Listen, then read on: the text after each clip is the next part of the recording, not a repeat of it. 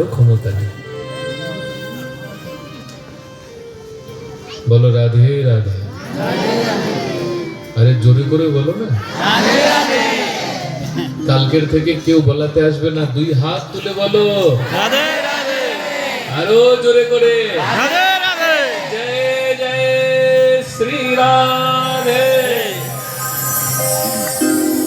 একদিন একজন ভিক্ষুক সুদামার দুয়ারেতে এসে ভিক্ষা চাইলেন। সুদামার পত্নী বললেন, বাবা আমরা নিজেরা খাবো সেই অন্ন ঘরে নেই। সেই ব্রাহ্মণ বললেন, আরে দেবী আমি সুদামার ঘরেতে এসেছি না? সুশীলা বললেন, হ্যাঁ। তাহলে নিশ্চয়ই তুমি মিথ্যা বলছো। কৃষ্ণ সখা সুদামা দ্বারকাধীশের মিত্র, আর তার ঘরের থেকে আমাকে এইভাবে তুমি ফিরিয়ে দিচ্ছ। সুশীলা বলছেন, কি বললেন? দ্বারকাধীশের মিত্র? আরে হ্যাঁ, সুদামা তোমার পতিদেবতা সাক্ষাৎ লক্ষ্মীপতি শ্রী দ্বারকানাথের মিত্র হয়। আরে আমার কথায় বিশ্বাস না হয় যাও তার কাছে স্বয়ং জিজ্ঞাসা করে এসো। সুশীলা তিনি সুদামার কাছে এসে জিজ্ঞাসা করলেন, ননু ব্রহ্মণ ভগবত সখা সাক্ষাৎ শ্রীয়পতি। হে ব্রাহ্মণ, এটা কি সত্যি কথা? আপনি লক্ষ্মীপতি শ্রী দ্বারকানাথের মিত্র? তখন সুদামা তিনি বললেন, হ্যাঁ সখী, এটাই সত্য। যখন গুরুগৃহেতে বাস করছিলাম তখন গোবিন্দ আমাকে সখারূপে গ্রহণ করেছিলেন। তবে আমি জানি না তার হৃদয়ে এই দাসের কথা কখনো মনে আছে নাকি। কিন্তু সুশীলা, জীবনে এমন কোনো মুহূর্ত আমার গত হয়নি যে মুহূর্তে আমি গোবিন্দকে স্মরণ করিনি। আমার রোমেতে রোমেতে কৃষ্ণ স্মরণ হয়, কিন্তু জানি না সখা এতদিনও আমার কথা মনে করে রেখেছে নাকি। সেই বাল্যকালে তার সাথে সংযোগ হয়েছিল। হে নাথ, আমি বলি আপনি একবার তাহলে দ্বারকায় গিয়ে দ্বারকানাথকে দর্শন করে আসেন। সুদামা বললেন, কেন দেবী, তার কাছে আমাকে ভিক্ষা করতে না না না, আমি আপনাকে ভিক্ষার জন্য বলছি না, মাত্র তাকে একবার দর্শন করে আসুন। হে প্রভু, তার কাছে গেলে কিছু চাইতে হয় না। তার দর্শন মাত্র জীবের সমস্ত দুঃখ যন্ত্রণা দূরীভূত হয়ে যায়। তার দর্শন মাত্র সমস্ত, তার নাম গ্রহণ করলে সমস্ত দুঃখ চলে যায়। ব্রজ কে নন্দলালা श्री राधा जी के सावरिया, सब दुख दूर हुए जब तेरा नाम लिया। ভক্ত তার নাম গ্রহণ করলে সমস্ত দুঃখ চলে যায়। আপনি তো তাকে সাক্ষাৎ দর্শন করবেন, দেখবেন আমাদের সমস্ত দুঃখ চলে যাবে। প্রভু সুদামা বললেন, দেবী আমিও কিছুদিন ধরে ভাবছিলাম জীবনের শেষ ভাগে একবার অন্তত সখাকে দর্শন করে আসি। অয়মহি পরম লাভ উত্তম শ্লোক দর্শনম। এটা তো আমার কাছে বড় প্রাপ্তি, আমি উত্তম শ্লোক শ্রী গোবিন্দকে দর্শন করতে যাব। কিন্তু দেবী, সখার কাছে গেলে কিছু তো নিয়ে যেতে হয়, আমি কি খালি হাতে যাব? হে নাথ, সেই চিন্তা আপনাই করতে হবে না, সেই ব্যবস্থা আমি করে দেব। সঙ্গে সঙ্গে সুশীলা চার ঘরেতে গিয়ে 4 মুষ্টি তন্ডুল ভিক্ষা করে আনলেন। यच्चित्वा चतुरो मुष्टीन् विप्रान् पृथक् तण्डुलान् चैलखण्डेन ताणवद्या भरते प्रादादुपायनम्। 4 মুষ্টি তন্ডুল নিয়ে সুদামার হাতে দিলেন। সুদামা বললেন, এটা কিছুতে করে তো বেঁধে নিয়ে যেতে হবে, আমাকে এক কাজ করো, 1 খণ্ড বস্ত্র দাও। সমস্ত ঘর খুঁজে 1 খণ্ড বস্ত্র পেল না সুশীলা। তার ঘরেতে মাত্র 3 খণ্ড বস্ত্র ছিল। 1 খণ্ড সুদামা তিনি তার কোমরে বেঁধেছিল, আরেক খণ্ড সুশীলা তার কটিদেশিতে বেঁধেছিল, আরেক খণ্ডের দ্বারা তার বক্ষকে আচ্ছাদিত করে রেখেছিল। সেই বক্ষকে যে বস্ত্রে আচ্ছাদন করা ছিল সেই বস্ত্রটি সুদামার হাতেতে দিয়ে বলল, না, এই বস্ত্রটি দীর্ঘদিন আমি আমার হৃদয়ের সাথে আবরণ করে রেখেছিলাম, আপনি এই বস্ত্রেতে আপনার এই 4 মুষ্টি তণ্ডুল বেঁধে নিয়ে যান।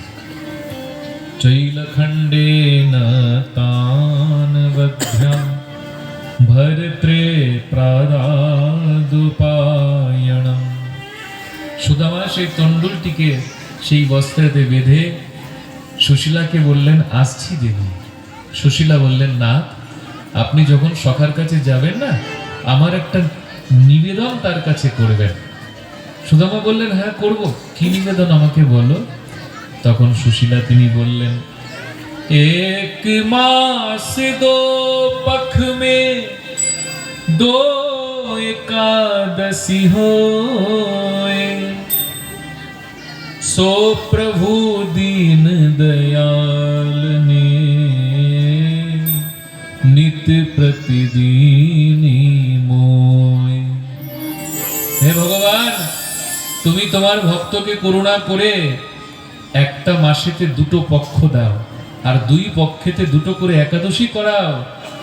হে ঠাকুর, হে দ্বারকানাথ, আমাদের প্রতি তোমার এত কৃপা হয়েছে, এত কৃপা হয়েছে যে আমাদের সারা মাস একাদশী করে থাকতে হয়।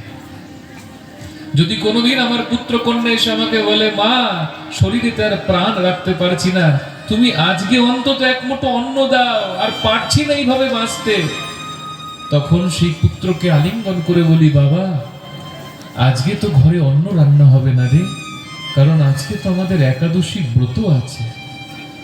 হে প্রভু, তুমি এত করুণা করেছো, এত করুণা করেছো, সারা মাস আমাদেরকে একাদশী ব্রতের উপবাস করে থাকতে হয়। সুদামা নয়নের অশ্রুকে মুছে সুশীলাকে বললেন, হ্যাঁ দেবী, অবশ্যই গোবিন্দকে বলবো, অবশ্যই সখাকে বলবো। সুদামা তিনি চলতে চলতে দ্বারকা অভিমুখে যাত্রা করেছেন। দ্বারকা অভিমুখে যাত্রা করতে করতে সুদামার শরীর এত ক্লান্ত, বহুদিন কিছু গ্রহণ করেনি শরীরে, না ঠিক করে আহার করতে পারে, না জলপান করে, শরীর তার কাঁপছে থরথর থরথর করে, চলতে পারছে না সুদামা, বড় দুঃখ পাচ্ছে, মনে মনে ভাবছে যে দ্বারকাতে পৌঁছানোর আগে আমার মৃত্যু না হয়ে যায়, এই শরীরে আমি কি করে দ্বারকাতে যাব। হে দ্বারকাধীশ, যদি আমার মৃত্যু হয়ে যায়, আমার এই শরীরের অন্ত্যেষ্টি করবার কালে যেন অন্তত সামনেতে তুমি থেকো। মনে করলেন আর পারছি না, একটু বিশ্রাম করে নি। একটা বিশাল বটবৃক্ষের নিচেতে সুদামা তিনি বসলেন। শরীরেতে এত ক্লান্তি ছিল, বসার সাথে সাথে তার নেত্রেতে নিদ্রা এসে গেল। সুদামা তিনি নিদ্রিত হয়ে গেলেন। ভগবান তিনি মনে করলেন, যদি সত্যি ব্রাহ্মণের উপরে রেখে দিই দ্বারকা আসা, তো ব্রাহ্মণ হয়তো পথেই প্রাণ ত্যাগ করে দেবে। তাই ভগবান তিনি মায়ার দ্বারা সেই সুদামা ব্রাহ্মণকে সেই স্থান থেকে তুলে দ্বারকার অনুরূপ একটি বটবৃক্ষের তলেতে বসিয়ে দিলেন। বহুক্ষণ পর সুদামার যখন নিদ্রাভঙ্গ হলো, সুদামা দেখলো, আরে আমি তো একটা জঙ্গলে বসেছিলাম, এরকম নগরে কখন পৌঁছালাম। একজন পথিক যাচ্ছিল, ভাই, এখান থেকে দ্বারকা নগরী আর কত দূর? পথিক দাঁড়িয়ে বলল, আরে মজা করছো ব্রাহ্মণ, তুমি দ্বারকায় বসে আছো আর জিজ্ঞাসা করছো দ্বারকা কত দূর? কি, আমি দ্বারকাতে বসে আছি? আরে হ্যাঁ, এটাই তো দ্বারকা। আচ্ছা, তাহলে আমাকে বলো, আমার সখা কৃষ্ণের ভবন কোথায়? ক্ষমা করবে ব্রাহ্মণ, কি বললে? আরে ওই যে তোমরা যাকে দ্বারকাধীশ বলে ডাকো, শ্রীবিষ্ণু শ্রীবিষ্ণু। ব্রাহ্মণ, এরকম কখনো তাকে ডাকবে না, আমরা দ্বারকাবাসীরা কখনো তাকে এই নামে ডাকি না। তাহলে কি নামে ডাকো তোমরা? আরে আমরা তো প্রভুকে বলি, জয় শ্রী শ্রী শ্রী 1008 গো বিপ্র প্রতিপালক রাজা ধীরাজ চক্রবর্তী শ্রী দ্বারকাধীশ কৃষ্ণচন্দ্র, তাকে এই নামে ডাকবে না? সুদামা বললেন, আচ্ছা, তাহলে 1008 গো বিপ্র প্রতিপালক রাজা ধীরাজ দ্বারকাধীশ কৃষ্ণচন্দ্রের ভবন কোথায়? আরে ব্রাহ্মণ, এই যে দেখছো সব তো গোবিন্দেরই। তবে যদি প্রবেশ করতে হয় তোমাকে পূর্ব দিশায় কিছুটা যেতে হবে, এবং দেখবে তোমার দক্ষিণ ভাগেতে পড়বে একটি বিশাল তোরণ। প্রাসাদে প্রবেশ করবার মূল দ্বার। এরকম তোমাকে 7টি দ্বার কিন্তু পার হতে হবে। 7টি দ্বার পার হলে তারপর দেখবেন সন্মুখে রুক্মিণী দেবীর ভবন, যেখানে রুক্মিণী কান্ত ভগবান দ্বারকাধীশ বিরাজ করেন। সুদামা বললেন ঠিক আছে। চলতে চলতে সেই 6টি দ্বার পার করে যখন সুদামা তিনি 7ম দ্বারেতে এসে পৌঁছেছেন, 7ম দ্বারেতে দ্বারপালদের কাছে এসে সুদামা বললেন, হে দ্বারপাল, একবার যাও, ভগবানের জন্য আমি এখানে প্রতীক্ষা করছি, আমার আগমন কথা একবার তাকে বলে এসো, তাকে কি দর্শন আমি যেতে পারি? দ্বারপাল গিয়ে ভগবানের কাছে বললেন, হে প্রভু, একজন ব্রাহ্মণ আপনার জন্য অপেক্ষা করছেন। এদিকে সুদামা তিনি সেই দ্বারেতে দাঁড়িয়ে দাঁড়িয়ে ভগবানকে ডাকতে লাগলেন, आओ कन्हैया आओ मुरारी, आओ कन्हैया आओ मुरारी, आओ कन्हैया आओ मुरारी, आओ कन्हैया आओ मुरारी, तेरे दर पे आया सुदामा पुजारी, तेरे दर पे आया सुदामा पुजारी, आओ कन्हैया आओ मुरारी, आओ कन्हैया आओ मुरारी, तेरे दर पे आया सुदामा पुजारी, तेरे दर पे आया सुदामा बोलो द्वारिकाधीश भगवान